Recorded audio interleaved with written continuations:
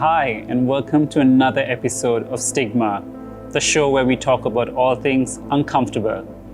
And as we continue this incredible Pride series, we've got another amazing guest who I'm quite excited to have today, Zainab Hassen Hanifa. Thank you very much for joining me. Thank you so much. I'm already getting so uncomfortable when you said uncomfortable. It's going to be a therapy session, isn't it? It could be one, as long as you want to share whatever you have to. And this is quite exciting because I think the first time we met was when you interviewed me. So thank you so much, Zainab, for joining this show. You've got a very successful podcast on your own, and you're used to asking questions and learning about other people. But this is an opportunity for us to know who you are. So who is Zainab? Cue existential crisis. Wow, who is Zainab?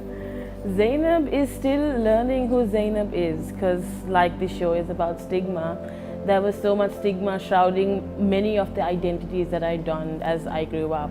So understanding it, unlearning it, relearning things, understanding the toxic biases and prejudices that I may have is constantly, I'm evolving and I'm constantly changing, and that's why maybe I don't believe in confining myself to a specific label, because I'm still learning of my gender, of my sexuality as I grow up and old. I feel. How would you describe your sexuality or your gender? Quite fluid, but I normally just say queer label. If you want to put me in a box, maybe pansexual, still exploring, still understanding more and more. I work in the gender field and I'm still understanding more and more, even though information may be at my tips. It's about that inside, how I understand things, how I'm learning things. So, and was this a journey you started recently? I think for everyone it's like a lifelong journey. It doesn't have to be, oh my God, at 8 years old you're thinking, oh, gender and sexuality. You're thinking, oh, I feel a bit different from the others. Oh, y'all are only looking at the boys on the screen, but the girl is pretty hot too. Like those tiny differences, you start to accumulate those little memories, those little ideas, those little things and behavioral shifts that made you think, oh, what? Oh, am I weird? Am I like? When is your earliest memory where you realized that you were different or weird? I think it was like watching a raunchy movie at 8, and I'm like, oh, that girl was really hot, and I was like, no, Zainab, don't look at her like that. And I was like, oh, maybe that would be the earliest memory, but I didn't know it then. I just know, what I felt back then. I was like, oh, that explains it. Like that's why I may be like, oh, you know. So I think those were the early memories, it forming as you grew up. I grew up in a conservative, school and household.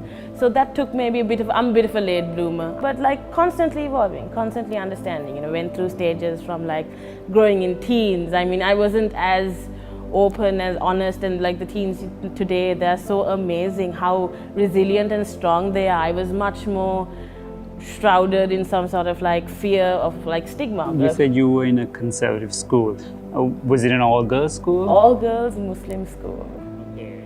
Yeah. And so it wasn't even in my periphery when I was there. Like it was like, oh, I'm different, but I didn't really know how different until I was able to have that space to even question these things.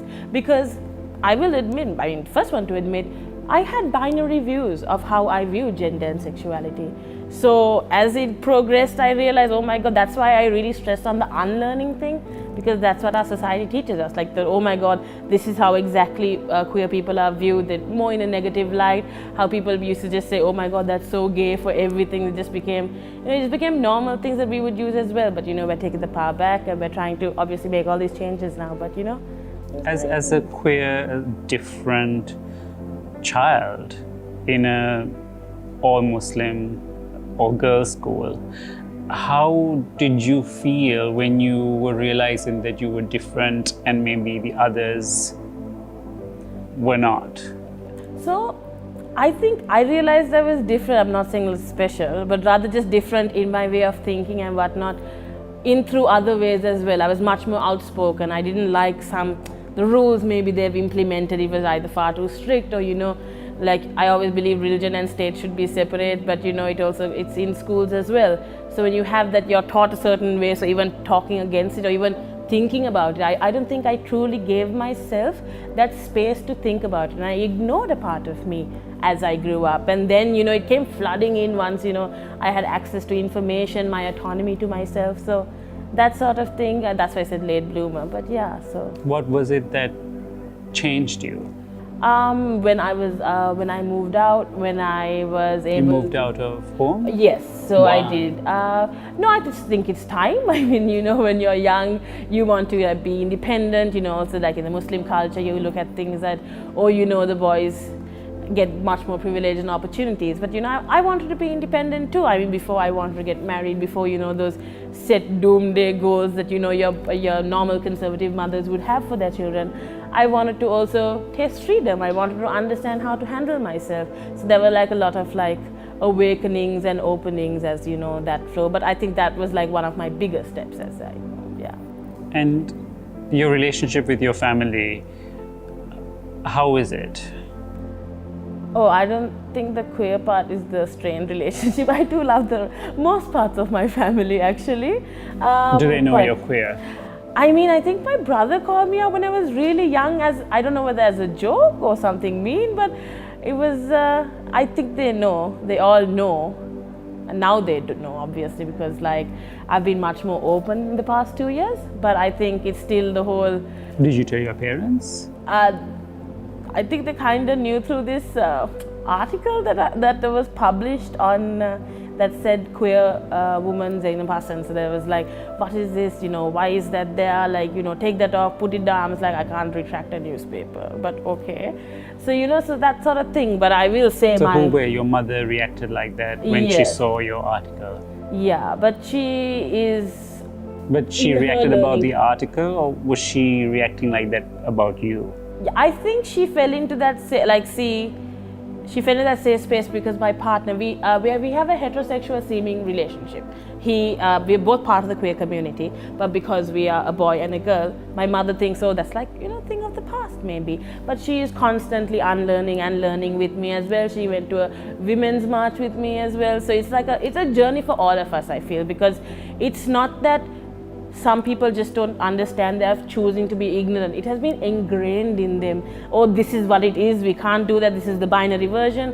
But now, you know, things are changing, and you know, because there are much more representation in places, I feel like it's much more accepted. That, you know, people talk less of it, more in shame. And the shame shrouding it all is the reason why a lot of people cover in fear and whatnot. Did you have shame? I think it was a bit hard sometimes, maybe in workplaces, to telling people that then the girls would naturally be like, oh no, like, you know, I'm so scared. And I'm just like, oh no, I mean, you're not my type, but okay, that's, yeah. So just, and you know, just... How does that... So you've had people at work who's reacted like that? Yeah, so like you could see them, like the minute they knew, they may have been like, oh, they'll get lunch by themselves. Like we used to all have lunch together, then they would actively do that. So your colleagues at work stopped having lunch with you after you came out to them? Yeah, it was a gradual, slow process of like, oh no, oh yeah, you know, we're gonna have it this and this and so. I eventually retracted as well. I was like, okay, I don't want to be that. But then, these are colleagues you were regularly having lunch with? yeah, so we were regularly having lunch with them. But this was the first month of my lunch there, so it's not regular as opposed to, oh yeah, the first 2 weeks and then 2 weeks onwards. And then how did you tell them you were queer on a casual basis? I think it was more along the lines where I think I brought up the whole, why do we not have, because this was a development agency, and I was like, why don't we have more queer inclusive policy in this? Why are we not including queer women? Why are we not including other sections of society that we may not be including? And then they did tell me something about, oh, because the government may be not doing this, so we are not going to do it, and that not in our mandate and all of that, which is, I think, clearly in their mandate. So that was that. I anyway eventually left that area. I've not left that organization. Because you didn't feel comfortable being yourself? I mean, that eventually like itches at you, right? Like the more you're uncomfortable there, then you understand, you know, how things go, and then, you know, like little nuanced things that they would bring up and be like, just pick you up on like tiny things and just berate you, and you're just like, why, that isn't even my fault, and you know, you get singled out for something, and then one too many, and I was like, no, I know my self-worth. I mean, I'm not going to go through my teenage years of like being that like not understanding my self-worth to stay in a situation like that. So I'm like, okay, I'm better than that, and I moved on. I did get a job offer, hence why I moved from that place, but I was more than willing to walk out, just And how was it in the new place you moved to? Did you come out to them? I don't consciously come out a lot to people. I'm generally Why? Why do you feel like you need to hide something? Not to hide, but rather, why do they need? Why do I need to share? No, people goes around and says, "Oh, I'm straight. Hi, my name is Zainab. I'm straight." So why do I say, "Hi, my name is Zainab. I'm queer"? Like, it's on a need to know basis. I'm not hiding it, but neither am I like, that's not my whole identity. I am not only like a rainbow flag on my face. I am much more than that. I am so many different people all at once. So that is one of my identities. I do cherish it. I do love it, and that's what's like inspired a lot of projects done under the queer thematic focus area because of that. But that is also, I have so many other things because I'm a woman. If I'm queer or not, if I'm comfortable to share it with you, I would. There's no hiding, just no outright but say, having for to define example, myself. if you had a straight colleague, they won't think twice about sharing that they went for dinner with their boyfriend or their husband, and that they were going to get married, or that these were their kids. Do you feel like that you could not share similar information? Oh my God, yeah, I feel that growing up, I had like, all my best friends are straight. So it's like, wow, they're not going to understand, and that's what they're so amazing. Shout out to them. Okay, but they're so amazing, but all of them are straight. So sometimes even discussing things with them, they listen so eagerly and be so helpful, but they wouldn't understand. So that's why I was like, oh, I need people who in my community itself. And I think, my best friend was a part of the community. We ended up getting married as well.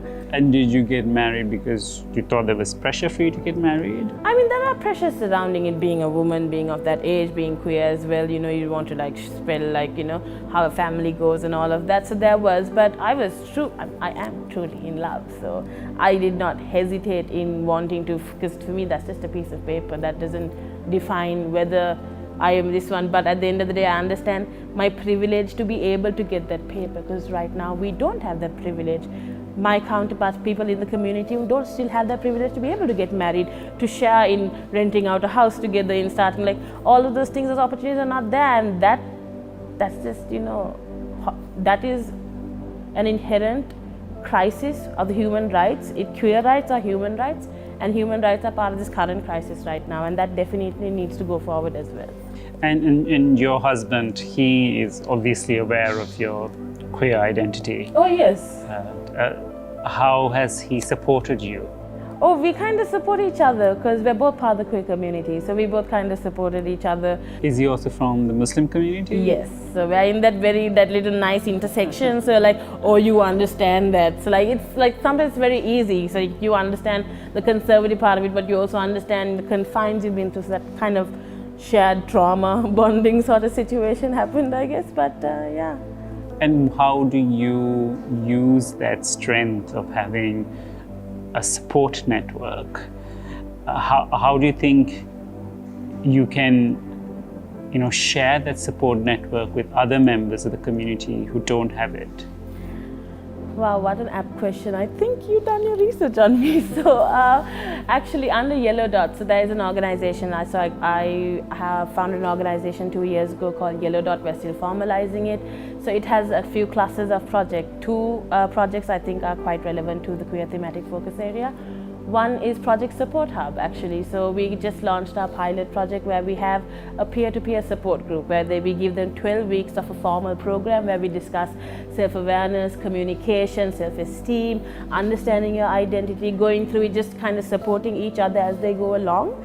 And then after that 12 weeks, they kind of voluntarily, involuntarily morph into an informal group, but they'll still have access to the services that we also provide because we have joined hands with Shanti Margam on that. So we created some sort of like psychosocial support, technical assistance from Shanti Margam, and we've come together to create this support group. So hopefully we could take it to bigger heights, to like from beyond this pilot project, but across Sri Lanka, because I think that's what I lacked growing up, a support group, understanding people.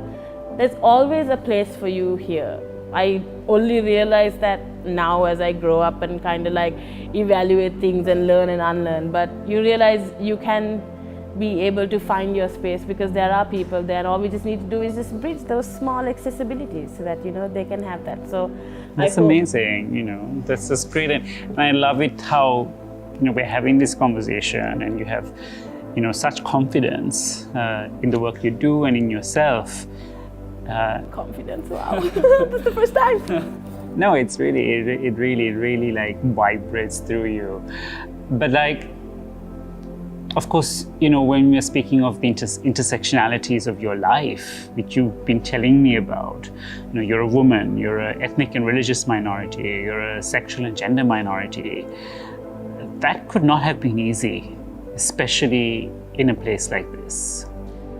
Yeah, I mean, it's definitely not easy, and that's why I'm trying to I understand that what's happened to me in the past, I'm trying to move through it, doing the work, guys, doing this like the therapy and what is needed to unlearn and everything, and like trauma responses, but also what has happened to you in the past? Just everything, just all the tiny things. Like there are a lot of maybe family drama, maybe schools like sort of shunning certain things because I wasn't exactly the quintessential good Muslim girl as well. So like there are like a few things that may have happened that I try to learn from and try to be resilient, but this forced resilience. But I'm healing myself by trying to be able to open up Project Support Hub, because that makes me happy. Every time we meet on Wednesdays and I hear them talk about things, and I am actually in tears, right? And I get so excited because I'm like, oh my God, these people actually, it's like a project that in my head was like I was trying to work out. It actually came to fruition, and they're actually learning from it. So you get really like, I'm an emotional person too. I'm a bit of an empath. So I'm just like, I get like emotional with all their stories too. And my husband just like, Zainab, you're going to be all right. And I'm just like, I really hope they get the happy ending. And it's like, yeah, that's how you can exploit me though. My bit too passionate. Just be like, oh, Zainab, do it. And I was like, okay, I guess. And have you seen, say, for the work you do you get support not just from the community, but from, say, the cis heterosexual community, your family, your friends? Oh, that's one thing I will be so appreciative of. I actually have a really good support system in my friends, because they've been there. Like, they might be straight as arrows. Unfortunately, I fell in love with my best friend when I was 16, and she's straight as an arrow, but she's been there unwaveringly. And all my friends, like all 3-4 of them, y'all know who y'all are. I only have 4 friends.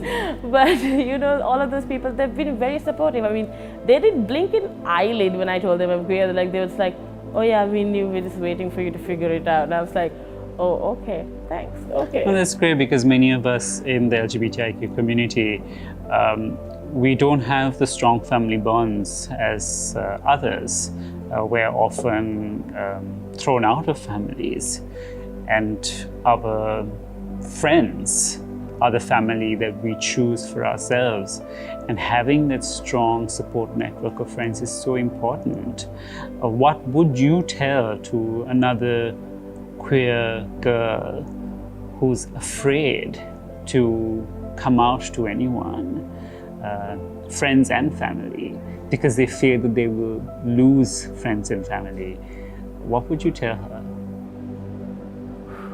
My God, I have so much to tell you. First, I want to give you a hug, and then tell you, don't believe that little anxiety mosquito in your head telling you that there's no space for me, that I am not worth it. Do not believe that. Trust me, it's a journey obviously to heal and learn, but trust me, there is a space for you. There is a community out there for you. You just have to go look for them.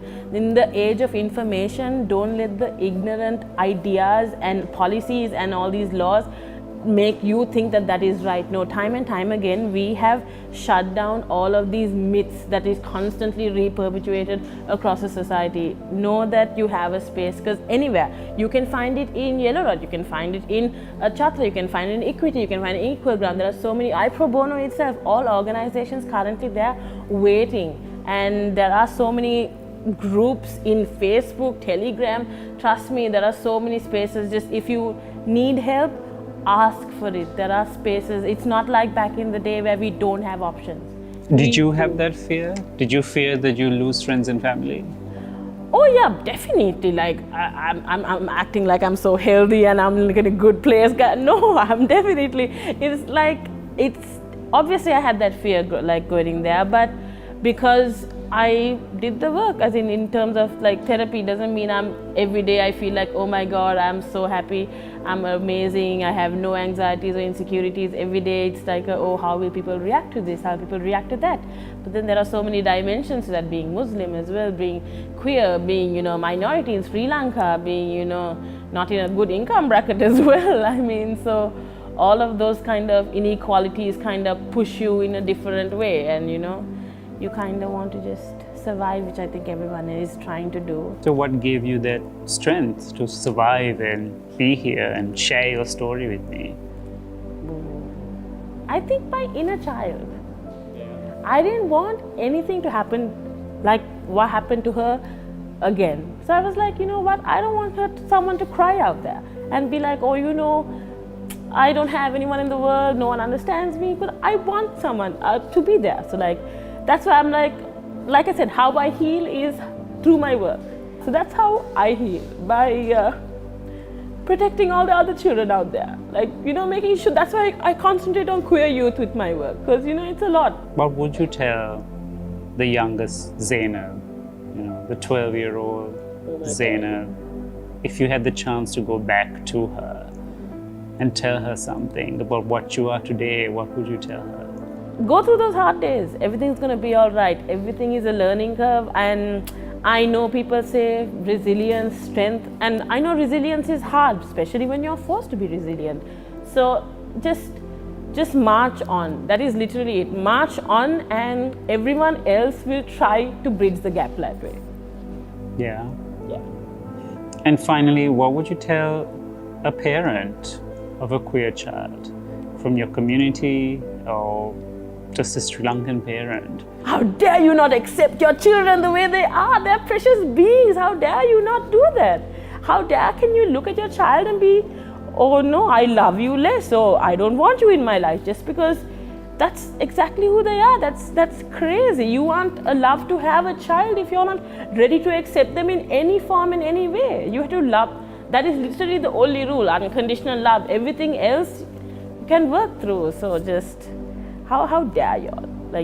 Love your kids. Thank you so much, Zainab. Thank you for sharing your story. You made me cry. How could you? I told you this is going to happen. You're not going to do it. You ended up making a therapy session. No, it's just so powerful, and you spoke your truth. And this is what this program is about. We want to shatter the stigma around these issues, and we want members of our community to speak their truths without the shame that's hidden us for so long. So thank you so much. I'm really grateful you accepted my invitation. Thank you for coming. Thank you for being so honest. Thank you for crying with me. Okay. Thank you, Aritha. Full circle. Love it.